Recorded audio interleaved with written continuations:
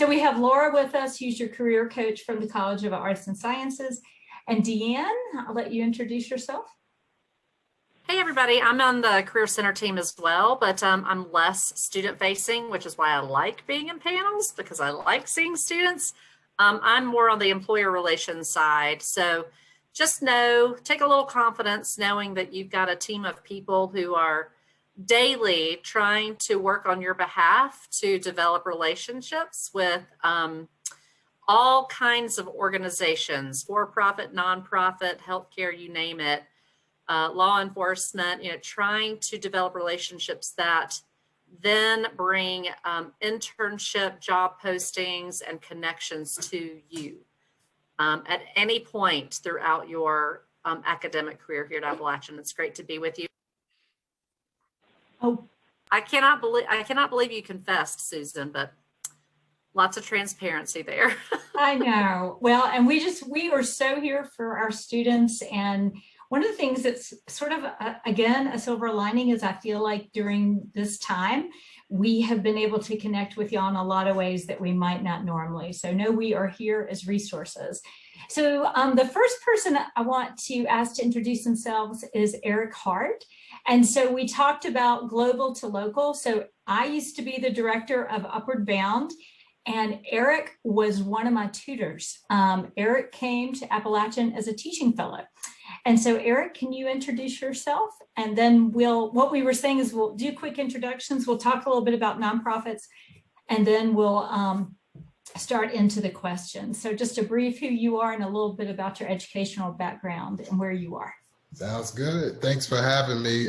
My name is Eric Hart. I'm a local product from Stoneville, North Carolina, and right now I'm currently living in Greensboro, North Carolina. As Susan mentioned, I earned my bachelor's of science degree from Appalachian State in elementary education in 1997. And from there, went on to the University of Georgia and got my master's at Georgia.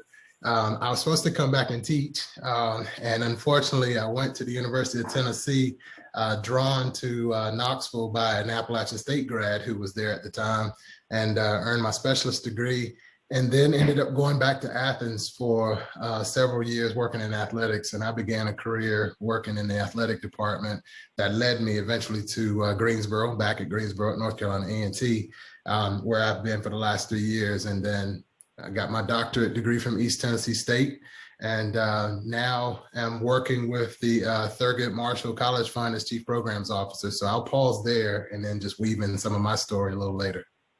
Great, thanks, Eric. So to our local, I wanted to ask Yolanda if she would introduce herself next. Sure. Hey, everyone. My name is Yolanda Adams, and I am the Family Resource Coordinator for Watau County Schools. I'm originally from Bogota, Colombia, and I have been living in the high country for about 19 years now. Prior to this, I was in Florida. My main job is actually working for Watau County Schools, but I also create one of the co-founders for the Facebook page called Que Pasa Appalachia. And what we did with this is actually it was born through the pandemic, because what we wanted to go ahead and do was to build bridges between the Latino community and our local organizations and businesses to go ahead and help both of them get connected, and also build that misinformation that there is between the two communities. So we created this about April of 2020. And we just hit our 1,000 followers. And if you can follow it, that would be awesome. Our channel, I call it like a channel, is actually bilingual, because most of the people that we interview is in English, of course. We also translate that to Spanish. So it's actually pretty cool. We try to bring information to our Latino community, but vice versa, to work together also with the local community in the high country. Thank you, Yolanda. So another local connection is Walker Mosley, whom I have known since he started kindergarten, and I used to swing him around the D.D. Doherty building and play chase when he was a little kid. And he has gone off and grown up, which all of y'all will do as well. And he is actually in sort of a global setting because he's in Miami, which is a super multicultural, wild city. So Walker, tell us a little bit about you and your path. Absolutely. So as Susan said, was born and raised in Boone.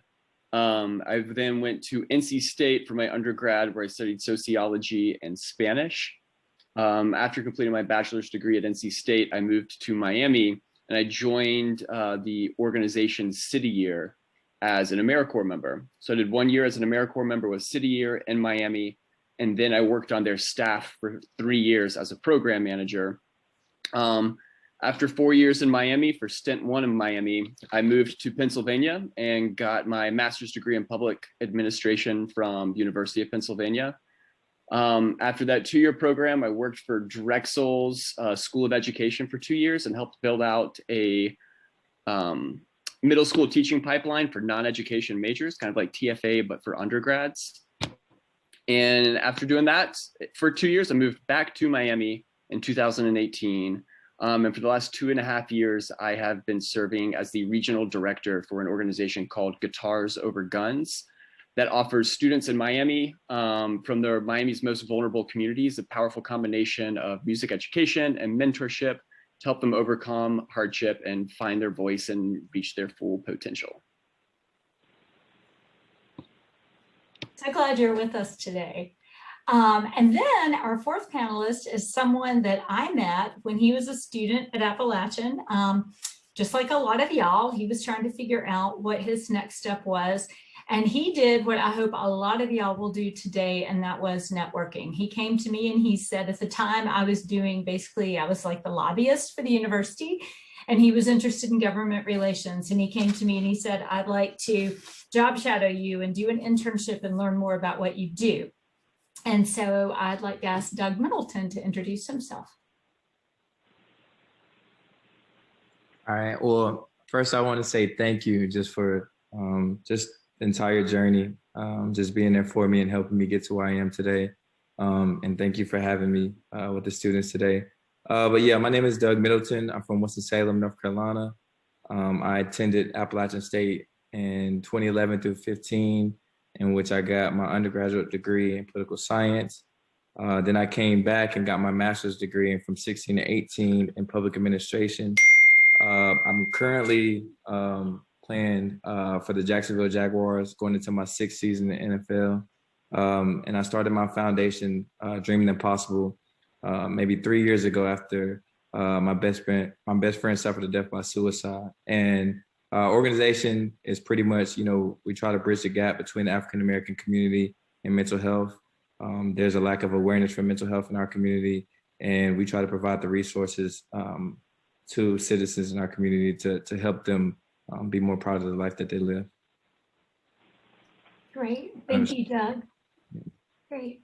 So we have on our call today, we have a founder of a nonprofit, very grassroots. We have Dr. Eric Hart, who is representing a nonprofit that received $50 million from Mackenzie Scott back in June of this year and has raised like another 60 million since then. So nonprofits come in all shapes and sizes. And so I think a couple of questions that were put in before y'all came were, am I going to basically be living off of Wonder Bread and peanut butter, generic brand, for the rest of my life if I go work for a nonprofit? So nonprofits include the YMCA, Goodwill Industries, the Bill and Melinda Gates Foundation is a nonprofit. Their worth is $46 billion. They have an army of people that they hire. CEOs of nonprofits sometimes make up to $1 million. The Blue Cross Blue Shield CEO, the one who actually didn't do a very good job and got in trouble, got a payout of $4 million from Blue Cross Blue Shield of North Carolina. So it doesn't mean that you have to starve to work for a nonprofit. You don't have to starve to do good. But basically nonprofits, it's a nonprofit designation is a tax exempt status for an organization that furthers a social cause and a public benefit. But it doesn't mean that you're always standing on the street corner scraping up pennies. And organizations that do, like the Salvation Army, literally have millions and millions of dollars that they're able to invest back into communities and into people. So Deanne's going to share with you a little bit about some of the nonprofits that we have in Handshake, and then we're going to jump into our questions.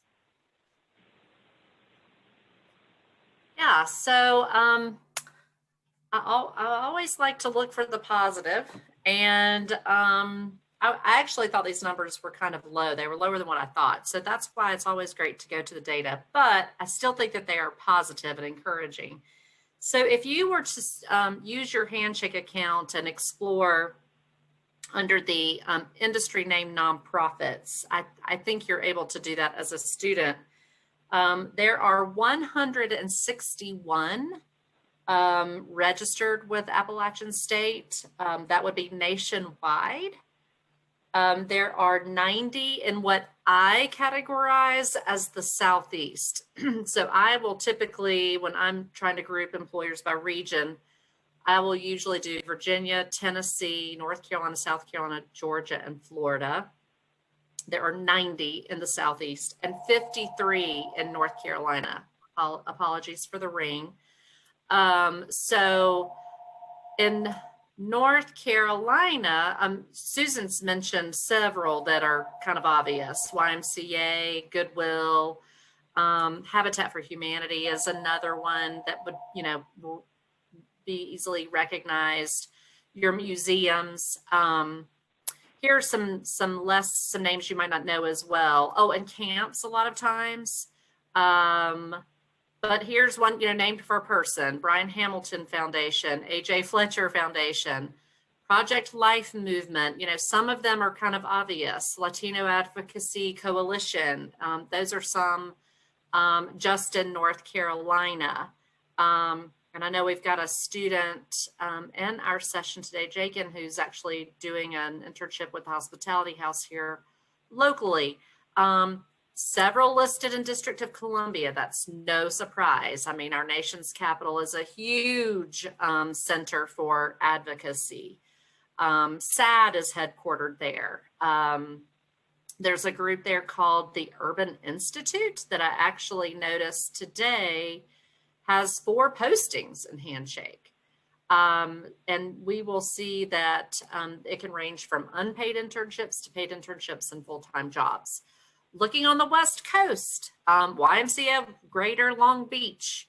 There was an organization called Palomar Christian Conference Center, Americans in Need. I mean, it just really runs the gamut in terms of population or purpose. So I would really encourage you to utilize Handshake and do some research. And if nothing else, it will really get the ball rolling for you. If you know that you want to be in the sector, but you're not sure where to start, I think you'd get some ideas and some surprise starting points. So hope that's helpful. So Deanne, do you want to kick us off with our first question? Yes, and you started one of them. Let's see here. Let me get over to my sheet, sorry. Transitioning is slow for me sometimes, looking at different screens. But why don't we, with our panelists, tell us a little bit about your decision to go work with a nonprofit and how, if you want to focus on your undergraduate curriculum or your professional experience, what led you to the organization you work for today? Some of that was in your bio. What else can you tell us about your path to your position today? And why don't we start with Yolanda? Sure. Like I said, mine is pretty new. And to tell you the truth, I did it because I realized our Latino community here in the High Country has expanded tremendously. I can just talk of, the 19 years that I have been here. I have seen right now it's like the 4% in population here in the High Country. So that made me realize with the work that I do here with the school system, it made me realize that our Latino community tends to be more like on the side. They don't want to, they kind of like want to tend to be under the radar, right? Like getting all this information pieces by pieces, but not be really included. And that was like from both sides. So that's when the pandemic hit, I was like, this is the perfect opportunity for us to go ahead and be able to bring all these resources to the Latino community, because as you all know, the pandemic and all the information was coming towards all of us in such a fast pace that it was very hard for us to call every single individual family that we work with. So that was like an outlet to go ahead and give them all the information of what was happening. And then we realized, you know, we can do so much more and start talking about topics that are very like taboo in our Latino community, like mental health. That is one of them that is like, we don't want to talk about it. It's very like under the radar. We don't want to address the situations. And unfortunately, our Latino community suffers from a lot of traumatic events.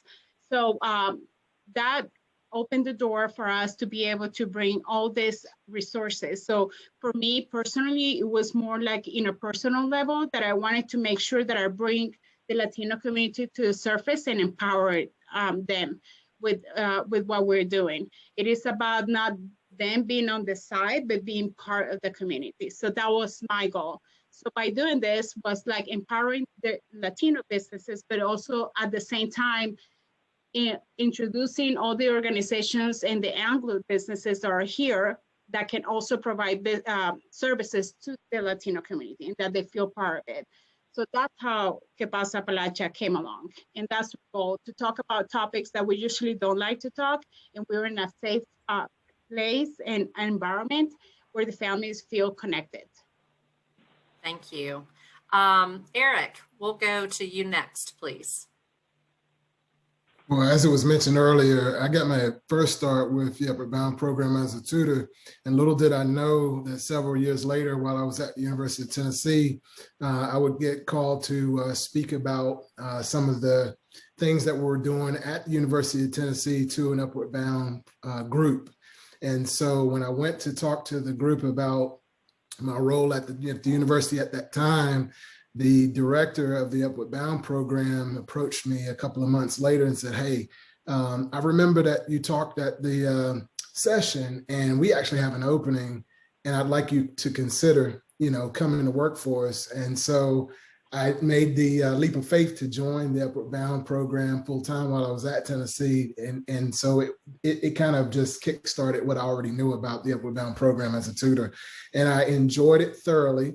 But when you're young and trying to consider all your options, there was an opportunity to connect with the athletic world. And so I left that position and went to the University of Georgia.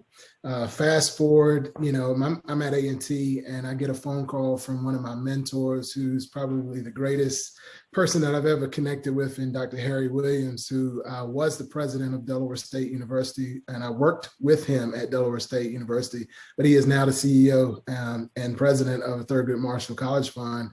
And just like he called when I was on my way to work at App to come to Delaware, I was on my way to A&T and he stopped me and said, I've got an opportunity here in DC. I want you to consider this. And once he told me about the Thurgood Marshall College Fund, I immediately knew that I needed to transition and link arms with him and the work of the TMCF. And so part of my transition was primarily because I fell in love with the mission and the vision of the work that TMCF does.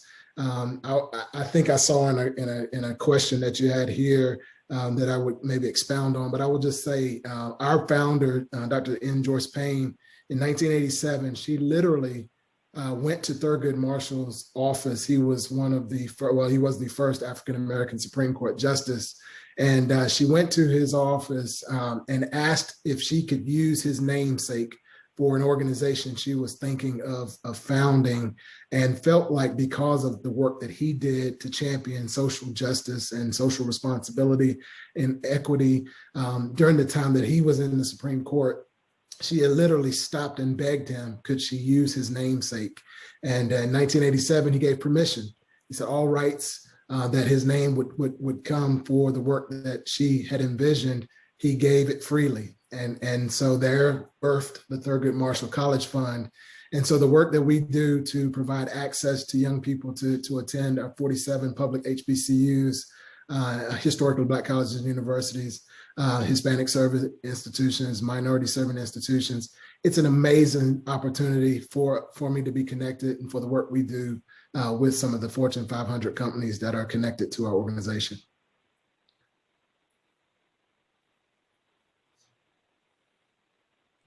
Thank you. Doug, Doug, can you Yeah, go next? Yeah. I got it. So what I would tell you all is just to, like Dr. Hart said, just taste the passion.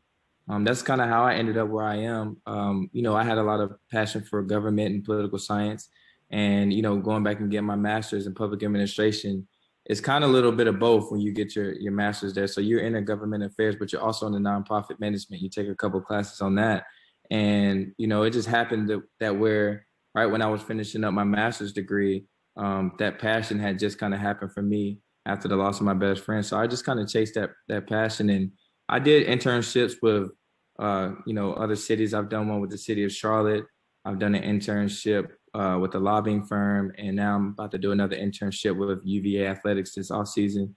So I've had different variety of experiences, but I will say, like, when you're chasing the passion and you have that freedom to kind of take that where you want to take it at within the organization, there's nothing better than working with a nonprofit when you know that you have something that you're very motivated about.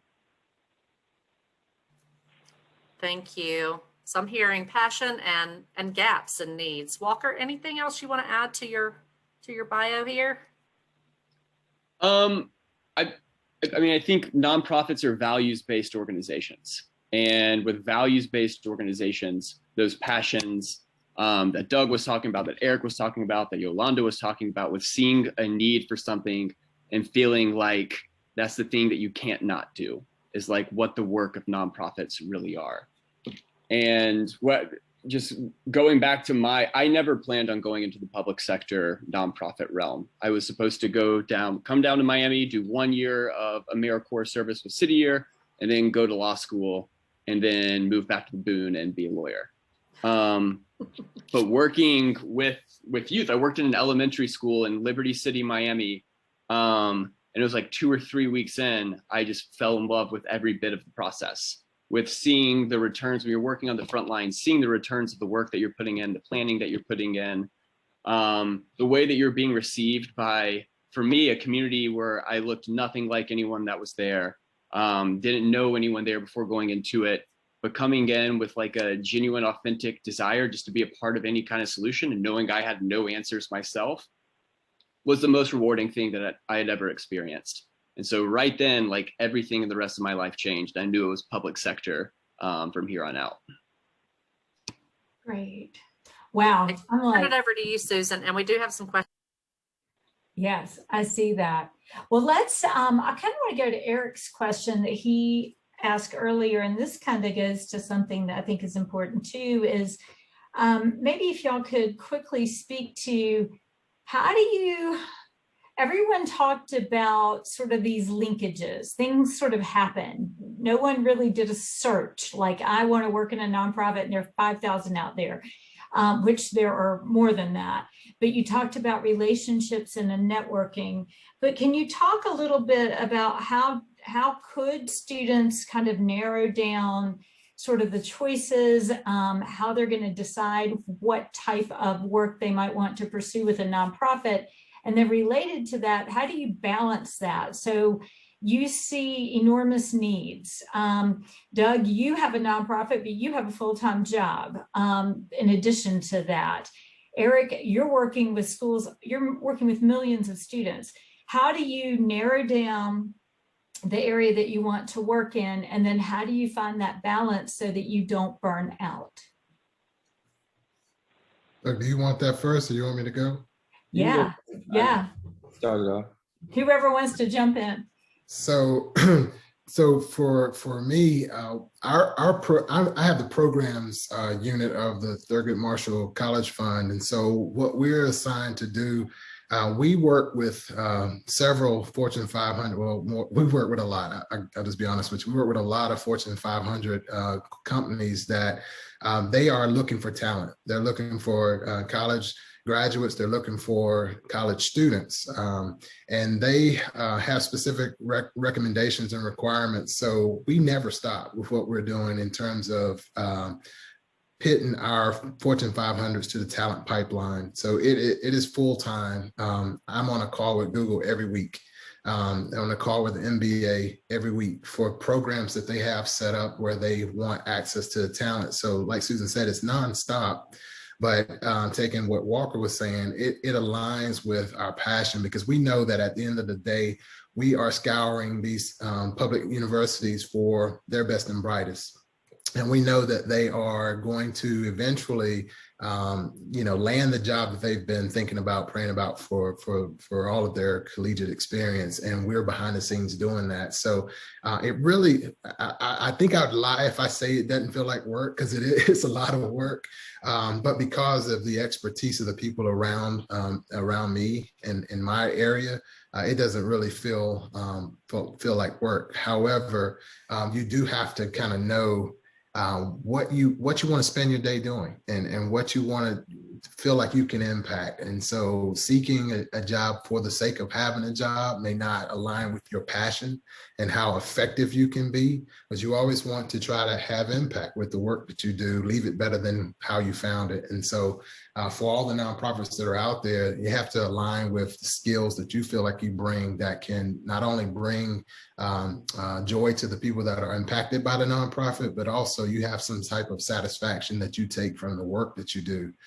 So when those things align, it doesn't feel like work. And I think Walker alluded to that with walking into the elementary school, having immediate impact, and it changing his whole course for what he thought he would be doing.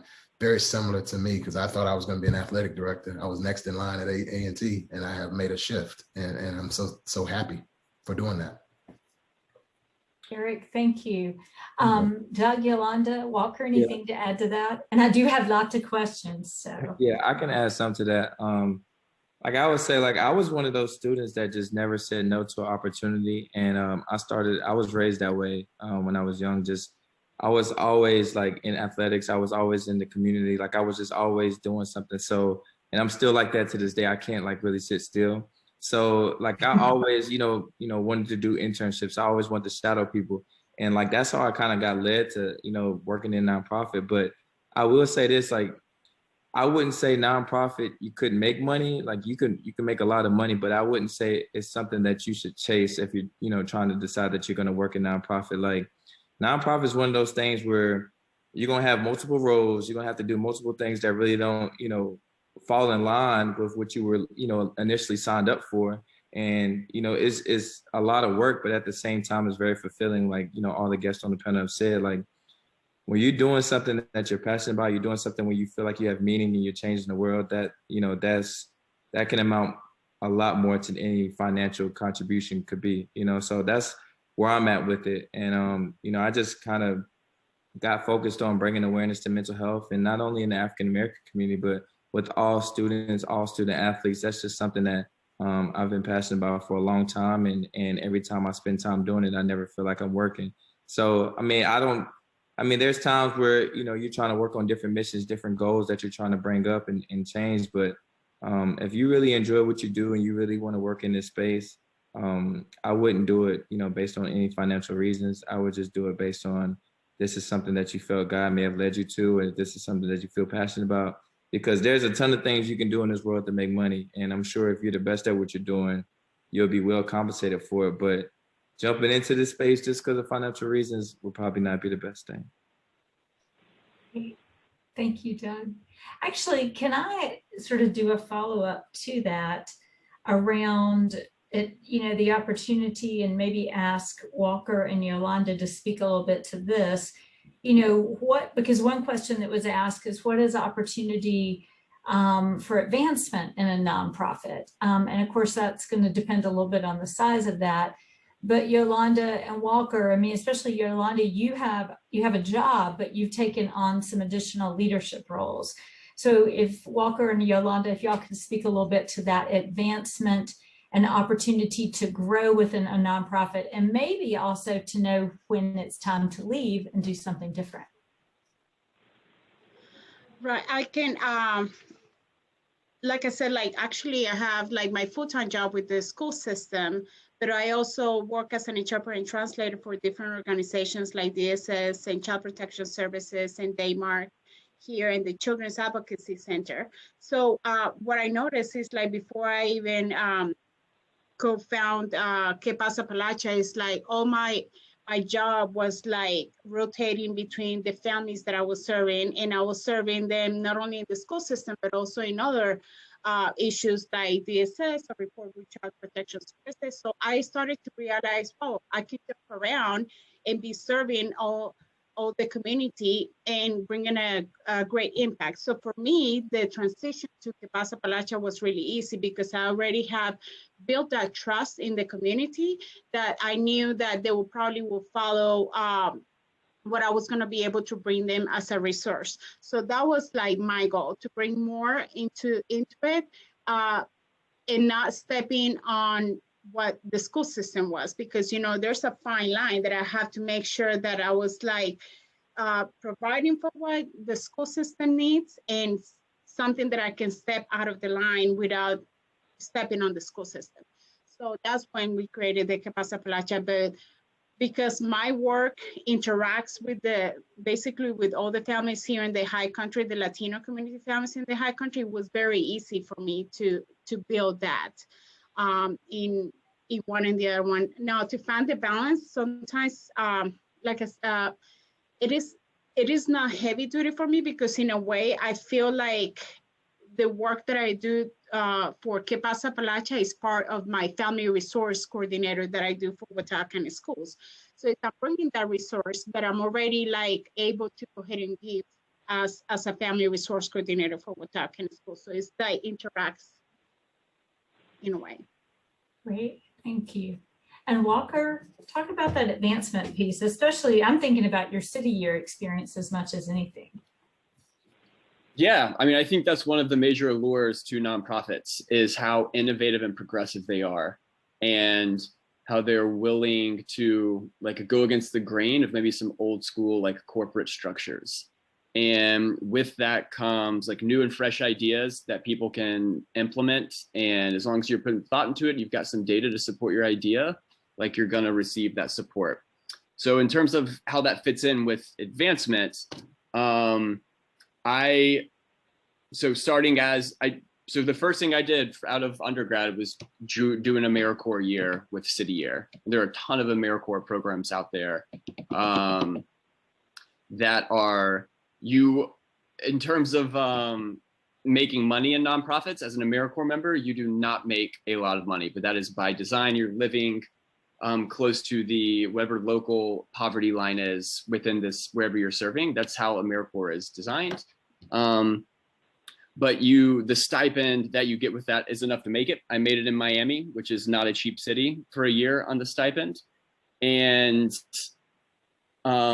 from working hard and taking a lot of feedback and being willing to learn, was able to turn that 1 year AmeriCorps experience into a full-time job the next year, where I was living very comfortably. And then just continuing in the nonprofit space to make me, like Doug said earlier, like not say no to opportunities that come across, because a lot of different opportunities come up in a nonprofit because you wear all these different hats. To say yes to all the opportunities that I felt like I could, that were still giving me kind of like the mental space that I needed to take back and turn the switch when I needed to. But because nonprofits are oftentimes smaller organizations, like it's led to me having the opportunity now at 32 to be overseeing the vision of Guitars Over Guns in one city in Miami, where we have a $2.5 million budget and 55 people that work for our organization, 7 of them full-time and 45 of them 1099 subcontracted folks. And if you had asked me what that meant like 5 years ago, I wouldn't know a difference between a 1099 and a W-2 employee. But these are the things that you learn when you work for a nonprofit. I process payroll for all of our hourly folks today. And if you had told me that I would have been doing anything within the realm of accounting in my profession, I would have said you're crazy. But I learned how to do it, and it's not that hard. And I love the all the different hats that you get to wear when working for a nonprofit. That part is appreciative and gives me a lot of energy. Great. So I hope that answered your question, Susan. It did. Thank you. And it leads me, I'm looking at some of the questions in the chat. Thanks, everybody. So I know some people here are looking for internships. Some of those internships may end up being virtual, they may be in person. One of the things I've heard is a way to connect with people is take advantage of opportunities, seek out opportunities, be available, do what's asked of you, be flexible. But could all of you speak to maybe 2 qualities that you think are really important if you were hiring for your nonprofit? What are 2 things that you would be looking for in terms of qualifications, experiences, demonstrated attributes that you'd like to see in a successful candidate? So I'll jump on it because we're dealing with that now with some openings that we have, a few openings that we have. Attention to detail is the first, because again, like I said, working with our Fortune 500s, the money that they send to our organizations for the expectations that they have, we have to deliver on those funds. And so Walker was talking about some of the budgets that he has to maintain. We do a lot of that as well. So when we're hiring folks, we have to have people that are very attuned to detail to the nth degree, knowing where every dollar is, how we're spending, making sure we're spending every penny that is afforded to us. So that's the first thing. And the other one is flexible, being extremely flexible, knowing that certain opportunities that come where you have this routine. So, you know, my 9 to 5 looks like this every day. In the nonprofit world, that might be your Monday, but definitely not your Tuesday. And so week to week, it could change. And so being flexible to be able to pivot on a dime, part of the work that we were able to do was supporting some of our institutions where, as they were pivoting due to COVID, providing resources to allow for students to study off campus and meet some of the needs that they had because of the COVID virus. And so we have to be able to be flexible as the universities are flexible, and as the needs of our companies are pivoting, we have to do that around them, because we are gatekeepers to an insanely amount of resources. And so detail and flexibility. Thank you. Yeah, if I could name a couple of things, I would say innovative. Like I said, we're organization that's just starting out maybe a few years in. So I'm always open to new ideas. I tell my board all the time, like, bring me an idea and let's roll with it. I have a lot of people that have open ears right now with mental health and are ready to listen to different ideas. So now it's just the fact of like trying to put those positions together and present it. I would say dependability. Because, like everybody said in the panel, like, it does mean you wear a lot of hats, and it does mean you may take on a lot of different roles. So just trying to find somebody that's dependable and consistent and versatile. You want somebody that's, not a box type person. You ask somebody to do this and they can only do that. You can kind of take it however you want to, because like I said, we're young. So, mental health is such a hot topic right now. And so many people are looking for different ways to kind of change what the normal and the status quo is about it.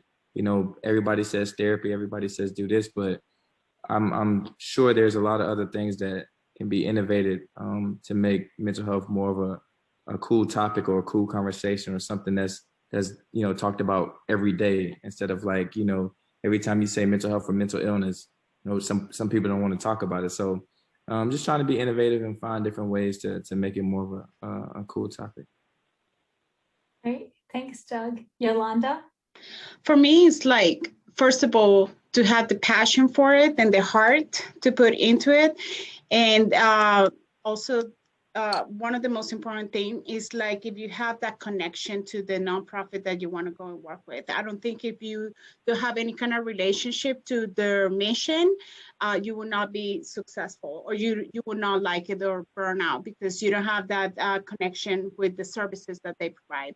So if you have like, if you can identify yourself with the services that they're providing, maybe it was when you were young, you were impacted by, upper band, like for example, or something like that, that immediately is going to go ahead and make you thrive, because actually help you to change your life when you were young, or trauma. Somebody help you to realize about, learn about ACEs, for example, resilience and all that. So just make sure that you have that within, or you have, or anybody like in your family has experienced something like that, because then they will make it more personal and you will be able to succeed. Great, thank you. And Walker, what would you add? I'm putting check marks by lots of things I've heard so far: being flexible, being innovative, being unafraid of failure is super important, and to embrace failure as a learning opportunity, being open to feedback, having a solutions-oriented approach to when there's a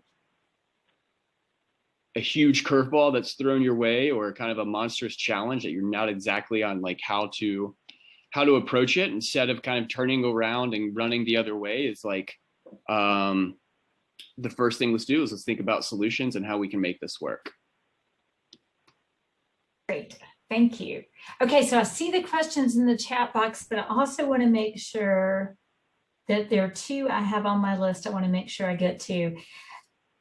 How successful can people be in moving from the nonprofit world to the for-profit world? Most of y'all have been pretty much in the nonprofit or sort of public service arena, but if you can share any tips, maybe if one or two of you want to comment on, again, that transition from nonprofit to for-profit, or from for-profit to nonprofit.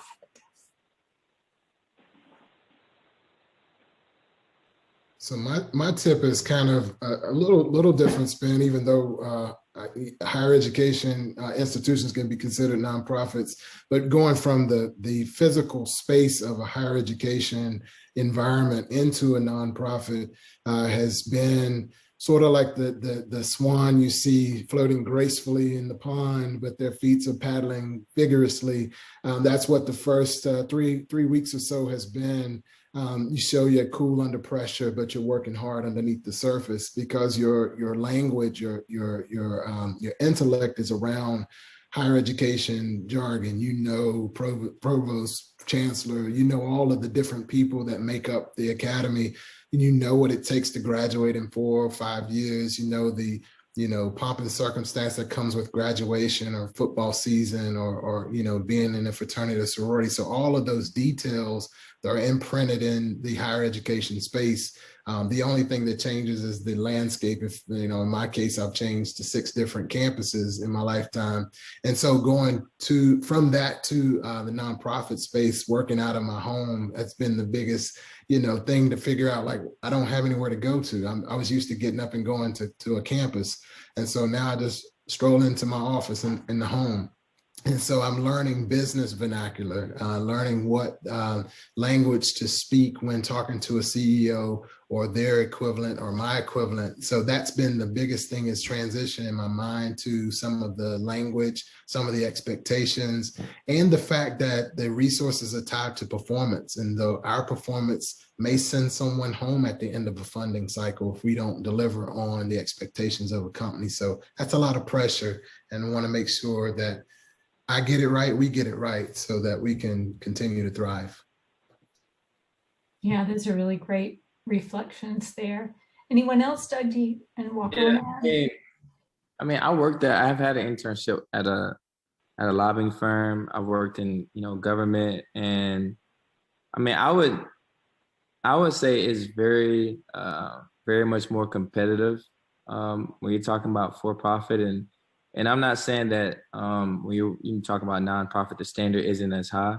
I think it's just like people have like alternative motives sometimes, and things like just rely a lot more around finances and financial goals individually, instead of like the actual mission that may work for nonprofit.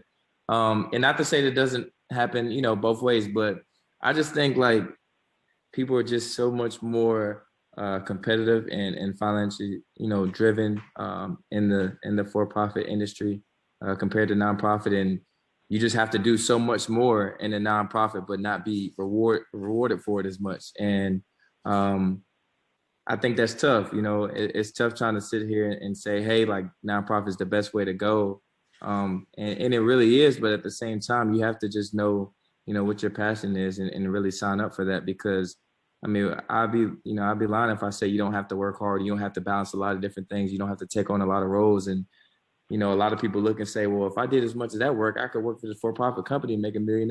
Yeah, you probably could, but, you're chasing something bigger, and that's the mission. So that's what I would say is the difference. Say two quick things. So one is like, when you look at like AmeriCorps programs, you have that 1 year, like that 10-month or 11-month commitment. People from my first cohort in City Year went in like every single direction. Some went to grad school, to med school, get their MBAs. Others went directly into working for like Deloitte. Some folks stayed within the nonprofit realm. Some folks became educators, became teachers. So when you look at like the 1 year AmeriCorps programs, City Year was incredibly regimented. And had like almost a militaristic structure to it, which was helpful for me coming out of undergrad, because I needed a bit of structure in my life at that point. In terms of like now going forward, and friends that I've seen working in the nonprofit space, a lot of it depends on the nonprofit. Like some for-profit entities recruit from specific nonprofits because they're incredibly high performing, and they want to kind of grab some of that magic that the nonprofit has and bring it into their space. The level of experience and exposure you get to how an organization runs within a nonprofit, you're more likely to get like a holistic feel and experience working at various, within various key mechanisms like HR and the finance side and the programmatic side, the development side with fundraising and whatnot. So I think that there are opportunities if for some reason someone wants to start in the public sector and then transition to the private sector. I think that there are opportunities to really hone and sharpen certain skills quicker than you would be able to if you went directly into the private sector. Great. So let me ask one more question, and then I want to open it up for some students or things that we haven't answered yet. What are some of the perks besides your passion? But could you talk a little bit about the opportunity for things like loan forgiveness, a flexible schedule? Eric, you mentioned that you're working at home, which used to be more enticing to us than perhaps it is these days, since we're all at home. But maybe family leave, opportunity, for some spousal or partner benefits. But are there any things that y'all could speak about that you think are particularly unique that you've experienced in your work?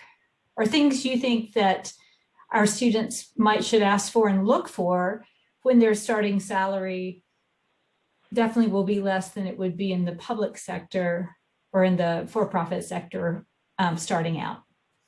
Yeah, so I don't know, Susan, if I'm the best to talk about salary, only because I probably was where a lot of students are concerned or apprehensive about when I first started. And certainly, 20 some odd years later, it's a different narrative. So we're certainly blessed in that regard.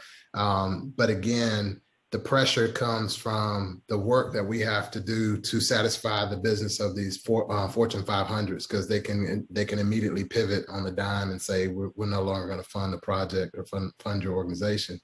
But in terms of the perks or the benefits, the thing that blew my mind from the beginning was when I was talking to HR managers, she said, yeah, you get this card, this medical card, that when you go to the doctor and pay your copays and whatnot, you use this card because you'll get $1,500 a year that pays for your copays and treatments and all this other stuff. And it's not you have to submit receipts or anything like that. And I questioned her 3 or 4 times. I said, is that legal? Is that right? Serious? And she said, yes, anytime you have to go to the doctor, or if you go for physical therapy, and at the time I was having some therapy on my shoulder, she said, just present the card, deduct it, it'll show you what your balance is, and you have that for the year, and it'll reset at the end of the year. So all the benefits that I think I have with this organization, that was the one that just has me like, hallelujah, because as you get older, your body doesn't work the way want it to work. And so I certainly see that as a major benefit in the healthcare sector. Great. Walker, can you speak about City Year and loan forgiveness and educational benefits? Sure. So while working with City Year, while you're an AmeriCorps member, you can defer your loans. And so no payments are due on any loans while you were an AmeriCorps member. And upon successfully completing the year with City Year, you automatically qualify for $6,000 in loan forgiveness. In addition to that, after you successfully complete a year with City Year, you have this vast network of their own kind of career development wing and having job postings that are just for City Year graduates and alumni, and then the graduate school plethora and undergraduate programs that are available to City Year grads, which is something I took advantage of. I applied to 11 grad schools because I didn't have to pay any of the application fees because I was a City Year alumni.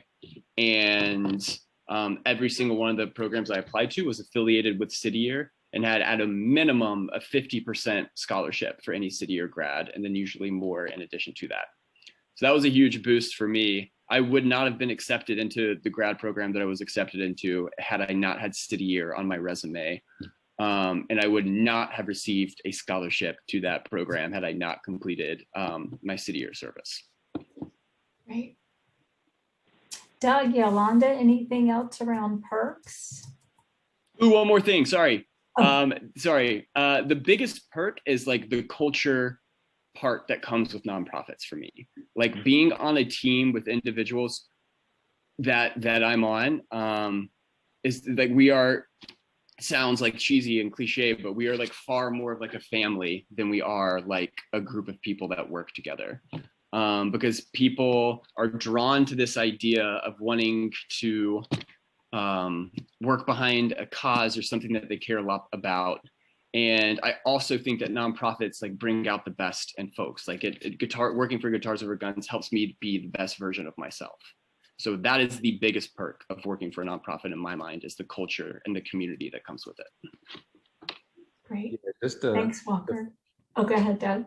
Yeah, just to follow directly up what Walker said, I think that's the best perk. Not only the culture, but like when you see like you have something that you're passionate about, you have a mission, and you reach out to people to join that mission and join you in that passion, and they do. And sometimes they're more passionate than you can ever dream of. I think that's the most beautiful part about it. Like, some of our biggest funders in our foundation, for a community that this guy only has shoe stores. I mean, that's the only connection that he has to these African American kids. That's it. And he donates over 100 pairs of shoes every year to these kids. And it's like, as soon as you hit him up and you ask him and you share your passion and you share what you're trying to do, to see some people just gravitate towards that is really cool and really fulfilling. So I think that's the best part, when you really feel like you do work that is helping change the world and helping, change the way that people look at life. I think that's the best part about it. Great. And Yolanda, any additional?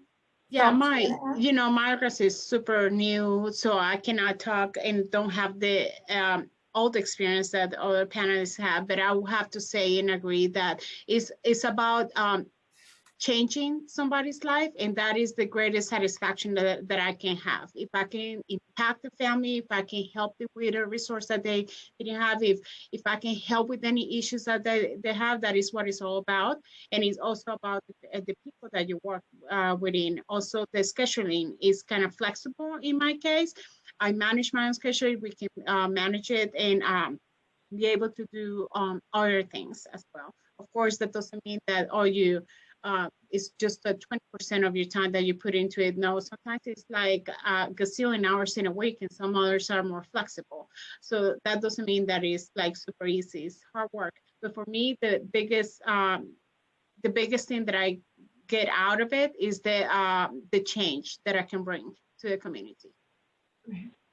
So one common denominator I hear, passion, obviously, but being in a place that, in my words, sort of feeds your soul, a place where you're working, where the values are aligned of that organization are aligned with your own personal values. And I just put a flyer in the chat box for students about a really awesome event where we're going to explore that even more on Wednesday called Lead Your Way. It's a diversity, networking, and career conference. And one of the panels will be around basically being authentic in the workplace. And I think what I'm hearing from all of our panelists today is that they know that their nonprofit work is sort of home to them. It's home, they're comfortable, they're 100% at peace in being in that place. And I think that's a really important part of being happy, not just work with your work, but also how you choose to live your life after you leave Appalachian. Oh, this is so good. I don't want to end it.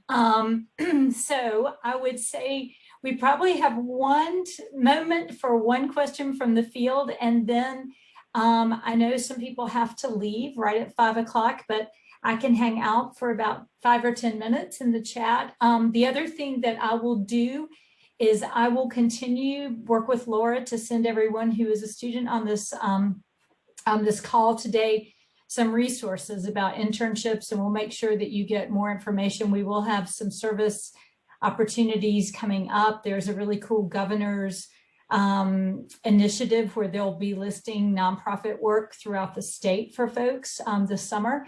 But if we have one question somebody wants to share from the field, we'll end with that.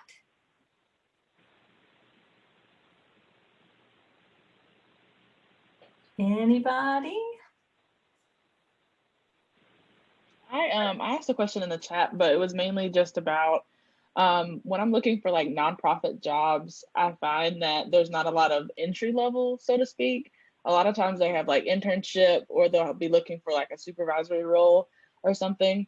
And I'm not able to do like an internship for free because I need to like pay my bills. So how do I gain that experience in the in-between times?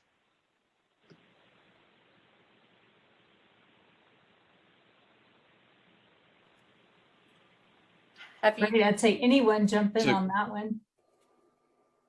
That's a great question. And it's so dependent on the like job cycle within nonprofits isn't as reliable as the job cycle within some other organizations where you know they're going to be annual openings or things of that nature. We recently had an opening for a program manager, and out of the over 100 people that applied for the position, the folks that got consistently pushed to the top of the stack were folks who had teaching experience. Because when you're a teacher and you can successfully run a classroom, I feel like you can successfully do just about anything. So that doesn't mean like go become a teacher if that like wasn't in your plan.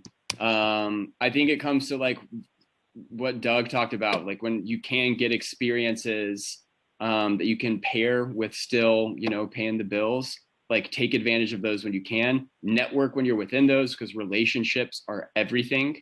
And 5-10 years down the road, you never know when it might make sense to send Susan an email and she knows somebody somewhere else. Like I don't know, that was not a very linear answer for you, but that's what came to mind. No, that was great. Thank you. I really appreciate it. Well, and think about anything else that transfers or translates, volunteer experience, any service learning. And if you have time to add any of that while you're a student, do that. You know, I was blown away last spring in a pandemic when nonprofits and city governments said they're not going to be paid, but we are going to offer internships to, you know, the summer. But I really think that you can find something for just a few hours a week and make a big impact and slowly build your profile. So I would say keep an open mind and just look. You know, I do think networking is key in this space. You know, who can any of us introduce you to locally or somewhere else in the state who can offer you some opportunity to build up to that 1 year experience, what have you, and just keep looking. And Doug, you were going to add something, I think, as well. Yeah, I mean, Brittany, what year are you? What year are you? I'm in advanced standing MSW program, so I graduate in May. Okay, so I mean, what I would say is like, I don't know, cause I've told my brother this, and he started off like this with his work in behavioral health. And I mean, you start off as an intern. I mean, you could start off like that, but you don't know how quickly that opportunity can turn to something else once they recognize, you know, the talent that you have, or you know what you can do. So I wouldn't say like always be like so set on, oh, I have to, you know, work at this job or, you know, do this to start out. Like, you know, like I said earlier, I would just be kind of open. And if you can start out with the intern with a great company that may be, you know, a valuable experience, I would try to take that. It just kind of depends on the opportunity. Like, say, for example, you can go work for like, you know, I don't know, like the Susan G. Komen Foundation or something like that, which is so like a big organization, and you can do it. And it's an internship that's there, and it may not be as much money or any money at all. Once you have that on your resume, you can build a lot further from there compared to like making sure that I go to somewhere that's going to pay me, if that makes sense. And if I could quickly jump in with what Doug was saying, Brittany, also is when you are researching the company that you want to become an intern, or like you do land your internship, you got to be a solutions expert. You got to figure out what their problems are and be able to solve their problems, and work them into conversations with those who have some influence in an area within the company that you feel like you can bury into. If you come up with solutions, you'll become the person that they go to for just about anything within the organization. And they don't have to ask you directly to solve it, but you could be figuring it out on the backside and then offer it to someone who can create that. And once they've realized that you have that kind of expertise to solve problems, the sky's the limit for you. You have a job in no time. If you in there presenting solutions, and if you're in there like getting things done, like it won't take long before they recognize your value and keep you full time. Thank you so much. That's like incredibly valuable information. Really appreciate it. Yeah. Well, thank you everybody for being with us today. Eric, it's really, really good to see you. It's been a long time, I think, since Miss Esther retired. Is when I last saw you. No, we saw each other at the fraternity plots. I was Oh, that's right. Picture that we took together. That's right. That was about 4 years ago. Yeah, but it's still been a while. Yeah. And Walker, I saw you a few weeks ago. Yolanda, I've heard so much about you, and I've never actually met you, so it's great to have you with us today. And Doug, it's time to make the trek to Boone. We need to see you. So to all our students, thank you so much for being here. And I will be following up with you, and I've got the contact information that our panelists shared. I'll send you a follow-up email so you have all that in one place. So I encourage you to network with them. Thank you. Y'all stay safe today.